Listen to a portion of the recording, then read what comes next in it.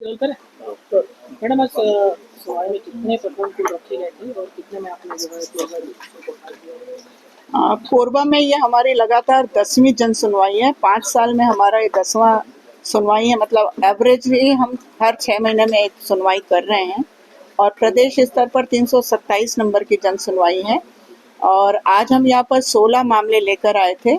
उसमें से 6 मामले नस्तीबद्ध हो गए हैं, कुछ मामले रायपुर स्थानांतरित हुए हैं और बाकी मामले में एकल पक्षकार हैं या पक्षकार नहीं आए हैं। तो बाकी की सुनवाई की प्रक्रिया भी इसके बाद भी चलेगी। अभी आज हमारे पास जो मामले आए थे उसमें से मीडिया को जो जानकारी देने के लायक मुझे लगता है कि ये मामला करंट में भी महिलाओं के कानूनों के मिसयूज से जुड़ा मामला है।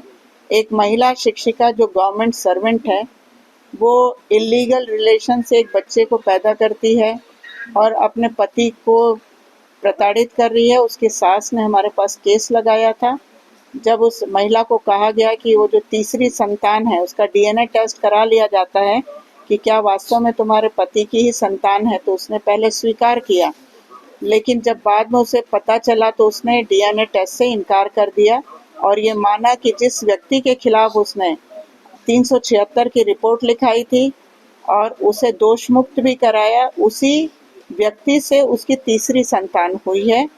और लगभग उसके पति और उस व्यक्ति का नाम मिलता जुलता है, उसका वो मिसयूज कर रही थी। आज इस मामले में उस शिक्षिका महिला के सास ने प्रकरण लगाया था, उसे हमने सर्टिफाइड कॉपी दे दिया है कि वह चाहे तो उसकी सरकारी सेवा समाप्त करा सकते हैं, क्योंकि सिविल सेवा आचरण के तहत यदि कोई भी सिविल सेवक अपने शादीशुदा जिंदगी से तलाक लिए बगैर दूसरे अवैध रिश्ते में रहता है तो उसके ऊपर कानूनी कार्रवाई की जा सकती है। तो इस प्रकरण में हमने उस आवेदिका को अवसर दिया है कि वह चाहे तो उनसे सुलहनामा कर ले, अपने बच्चों को वापस प्राप्त कर ले, अपनी संपत्ति वापस प्राप्त कर ले, अथवा उनके खिलाफ वो कार्रवाई कर सकती है। महिला शिक्षिका पहले सेटलमेंट के लिए क्या शर्त रख रही थी? नहीं, उसने अपनी तरफ से सेटलमेंट का कोई भी शर्त नहीं रखा। वो पूरा जो मकान उसके नाम पर उसके पति ने जमीन खरीद के मकान बनाया था, वो मकान भी चाहती है। हालांकि वो अभी तीनों बच्चों की देख रेख परवरिश स्वयं कर रही है, परंतु उसके पति चाहते हैं कि वो अपनी दोनों बेटियों को अपने साथ रखे।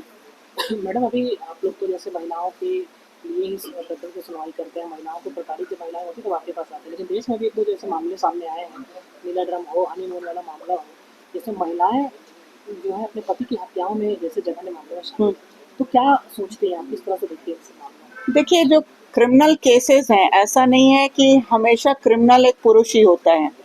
महिला जेल इतनी सारी हैं, महिला अपराधी होती हैं और अपराध पहले भी हुए हैं। ऐसा नहीं है कि महिलाओं ने पहले अपराध नहीं किए, बट आज का ज़माना सोशल मीडिया का है तो ये मामले हाईलाइट हो जाते हैं। पहले भी महिलाओं ने हत्या की है, वो जेल में बंद है। महिलाओं ने फ्रॉड किए हैं, वो जेल में बंद है, उनके ऊपर केस चल रहे हैं। हर बड़े जिले में महिला जेल भी है, महिला अपराधियों की संख्या भी बहुत है।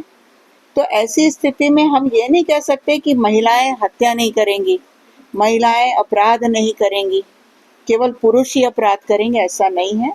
हर एक का अपराधी का एक अलग अलग पैमाना होता है। हाँ, ये अलग बात है कि अभी ऐसे मामले ज़्यादा देखने में आ रहे हैं। उसके पीछे बहुत सारे कारण भी हैं। जैसे अभी की जो एक केस जो लेटेस्ट है, उसमें तो ये पता चल रहा है कि उसकी अरेंज मैरिज हुई थी, वो मैरिज के लिए तैयार नहीं थी, उसका कोई अफेयर पहले ही चल रहा था, उससे मिलके उसने हत्या किया है। तो ऐसे मामलों के लिए मैं हमेशा जो अभिभावक हैं उनसे ये कहती हूँ और कहना भी चाहती हूँ कि आप यदि अपने बच्चों की शादी अरेंज मैरिज कर रहे हैं तो कृपया बच्चियों से अच्छे से पूछ लें, कहीं वो दबाव में तो शादी नहीं कर रहे हैं। यदि वो दबाव में शादी करेंगे तो ऐसे परिणाम होते रहेंगे। मैडम अगर आयोग की हम बात करें तो ऐसे परसेंटेज या रेशियो आप कुछ आपके पास हो गया था जिसमें ऐसे मामले सामने आए जैसे पुरुष ज़्यादा प्रताड़ित है, कुछ ऐसे मामले नहीं, जैसे आज ही एक केस आया, उसमें दिख रहा है कि पुरुष ही प्रताड़ित है, तो उसकी माँ ने हमारे पास आवेदन लगाया था। ऐसे अभी हमारे पास बहुत ज़्यादा नहीं है केसेस, पर आते हैं। एक हमारे पास केस आया था जिसमें वो पोस्ट मास्टर की पद पर था और उसने वहाँ के उसमें एक लेडी को उधार दिया था 50,000 रुपये बाकायदा एग्रीमेंट करके, पर जब पैसा मांगा तो उसने कार्यस्थल पर लैंगिक उत्पीड़न का केस लगाया था।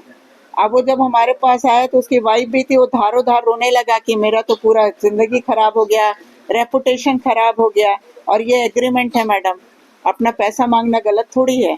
पर जब हमें समझ आया और उस लेडी से पूछा तो उसने भी गलती को स्वीकार किया कि हाँ मेरे को पैसा ना देना पड़े इसलिए मैंने शिकायत की थी।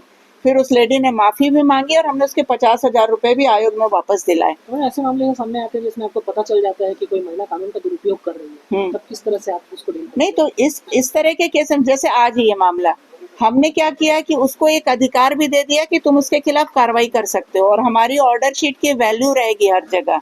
पुलिस में वो एफआईआर कर सकता है, उसकी सेवा समाप्त कर सकता है। तो हम ऐसे जो मामले होते हैं उनके आधार पर ऑर्डर शीट की कॉपी भी हम देते हैं उनको।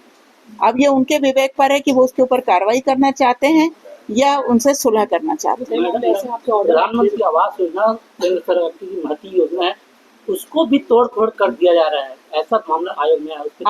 आज आया था, उस मामले में भी हमने सर्टिफाइड कॉपी उस महिला को दिया है कि वह जा करके थाने में एफआईआर दर्ज कराए और उसके लिए दीवानी नालिश करे जो उसके 50,000 के नुकसान हुए हैं। कई मामलों में आपके आदेश जारी हो जाने के बाद भी कार्रवाई नहीं हो रही है, तो उसमें ऐसा भी कुछ भाजपा कांग्रेस वाला भी कुछ राजनीति का भी कुछ एंगल है क्या? भाई देखिए, अभी तक तो ऐसा नहीं लगा था, अब यदि कोई कर रहा होगा तो हो सकता है, नो डाउट। हम उसके ऊपर ऐसे नहीं जाते हैं। यदि हमारे पास आवेदिका आके दोबारा कहती है कि मैडम आपके आदेश की अवहेलना हो रही है, तो फिर हम कलेक्टर के पास दोबारा लिखते हैं और हम कार्रवाई भी कर सकते हैं, अनुशंसा भी करते हैं। तो ऐसे मामले में आवेदिका